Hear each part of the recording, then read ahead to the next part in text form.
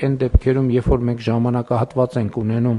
որ քաղաքային իշխանությունները ինչ-ինչ պատճառներով որոշում են, որ տենց մեկուսացած աշխատեն եւ կառավարության հետ նորմալ չեն համագործակցում, դրա հետևանքները երևում են։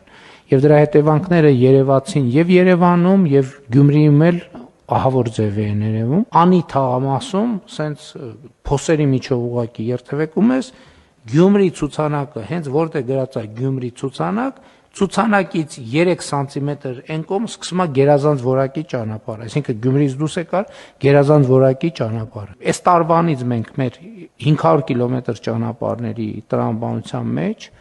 Երևանի համար պետք է 50 կիլոմետր ճանապարհ նախատեսենք եւ Գյումրիում էլ իհարկե մենք հիմա մեծ ծրագիր անում ենք Անի թաղամասի համար, այդտեղ էլ պիտի մտածեք պարոն Խաչատրյան, պարոն Խուդասյան, առաջարկ ներկայացնեք, որ ամեն տարի Գյումրիում էլ որոշակի